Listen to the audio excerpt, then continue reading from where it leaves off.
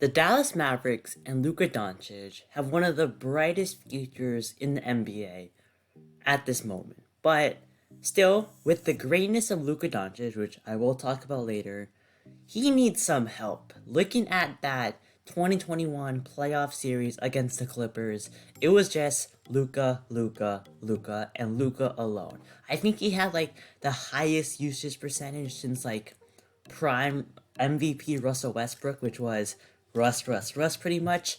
And I really hope they can give Luka some hope. This offseason was so big for them because this is the last year where Luka Doncic is on his rookie deal. So they have the most amount of cap space they will have. But now they gave him the full max, which of course they did. And their cap space really isn't as much with Porzingis being on a big deal, Tim Hardaway being on a big deal. There's some uh, like Jalen Brunson needs a new contract, Dwight Powell, Maxi Kleba, and I really hope that this Mavericks team can just give Luka some help. So let's first talk about Luka first, because Luka's just amazing. As you can see here, he averaged about 27 points. Let's see, 8 rebounds, 8.6 assists, 4.3 turnovers on 48% shooting. And that's really good. He's only also 21 years old. I think he made first team. And Luka, he is the future of the NBA, no doubt. There's an argument that in the 2020s, he will be the best player. Now, it's close between Giannis and Luka. I can see both sides, but Luka is just so good. He can get around the paint. He improved his first step, which I made a video about. His quick first step so much better than his rookie season. His shot has come along, and his step back J is just so good. He can now just be so crafty as a playmaker, as you saw that move on Bam Adebayo, where he had a Kobe-esque move, and he's just so good. I mean, he gets shooters so open. He has an amazing floater now, and it's really hard to criticize Luka's game. Yes, his defense is average, but I don't know why people say he's a bad defender. Now, he's not a good defender, but he's just so tall, so athletic that he can't be a bad defender. And he puts in the effort, which is always a good thing. He's not like Drew Holiday defense, but he's not like, I don't know. I mean, like Trae Young on defense. And he's just, I would say, an average defender. Now, Luka, I think in the playoffs, he has currently the highest point per game average in the playoffs of all time, like 35 points a game. And he was averaging, like, he was putting up 40-point triple doubles and losing, which is so sad. And the reason why they lost, the supporting cast. Tim Hardaway Jr. played really well the first couple of games, but he kind of is a little bit inconsistent. And with him paying him big money, he's probably going to be a long-term piece on the team, which I think is fine. And then Tingus Pingus, Kristaps Porzingis, just played so bad. I mean, maybe this is like in the New York days, KP was so good. Kevin Durant named him the next unicorn. He could shoot. He was like a 24-point per game scorer, all-star. Tears his ACL, has some drama with the Knicks, gets traded to the Mavericks. Injured the first couple of seasons, and slowly gets back to form.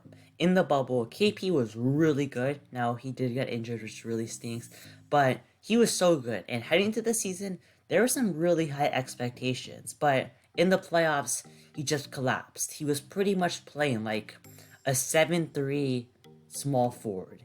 Like, I think he's not playing like a center, using his strength, his height to his advantage. He takes too many 3-pointers now. He most of the time when he goes in, he goes in for like a layup, like a small forward, like a point guard, instead of just jamming it down ferociously. And KP, I think he can get.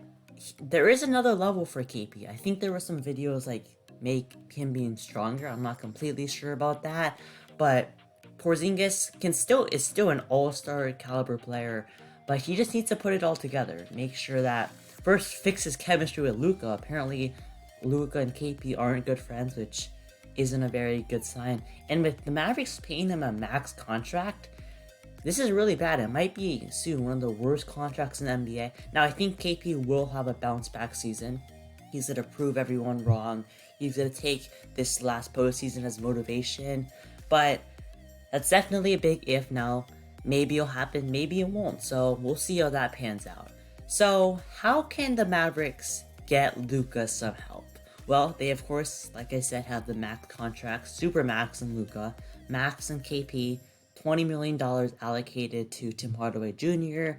Then you have like Jalen Brunson, who is expiring.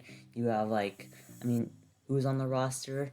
You got like Maxi Kleber, Dwight Powell, Moses Brown now, and I don't really know. This management, they of course drafted Luka. They traded for KP, which at the time looked like an amazing steal of a deal. Now, the Knicks probably won that deal now, but I still think that at the time, that was a smart move, and it just hasn't panned out. They still, I don't know, but recently they haven't really made too many good trades. They traded Seth Curry for Josh Richardson, which I would like to say that at the time, that was an amazing deal. Every single person said that that was a win-win deal. The Sixers get more shooting, the Mavericks take a little bit hit on offense, but improve their defense. But man, that was such a bad deal. Curry could have been so helpful on this team, and Richardson didn't really change their defense at all, which for the offense he's lacking from Seth, that's definitely a big problem. And I don't know. Last year their draft wasn't too good. Josh Green, Tyro Terry, they have promise, but they haven't really proven anything this year. And then they didn't have their first round pick this year, and it's a tough spot. They're gonna be maxed out. They might have to trade like Kristaps for like a less caliber player, but I think maybe it'll work. They of course signed Jason Kidd this offseason, which a lot of people think isn't a very good move. Now, of course, he wasn't a very good coach in Milwaukee and Brooklyn, had some really strange antics, but as an assistant, he was pretty good. He had so much knowledge for his playing days, where he was an all-star, superstar caliber player. And as assistant, I think he's really good, but did he learn to just can he now be a level of a head coach now? Which, big question. They signed him for 3 to 5 years, which I think is a bit much, but I think it might be able to work. Jason Kidd can really help Luka because they have kind of similar play styles. Luka's better, especially as a scorer, but as a passer, rebounder, leading the offense, they are very similar. And maybe it'll work. I'm not sure. I don't think it was the best move. They, of course, fired Rick Carlisle, who went to the Pacers, who was a pretty good coach. But maybe just getting a new, fresh coach can help out KP, the role players, and actually maybe make it out of the first round. Now, maybe they won't, and I think they definitely have the roster. Moses Brown, I think, is a pretty good pickup. They have Luka, Tim Hardaway Jr., I'm gonna guess Maxi Kleber probably starts, and then you have I'm not completely sure, but this team is still really good. They of course have Luka, which is a blessing to have. I'm sure every team would want a Luka Doncic on their team, and they haven't locked up for 6 years, which is big. But will they give him some help? I don't know. So please, Dallas, give my man Luka Doncic some help, and please, hopefully get out of the first round.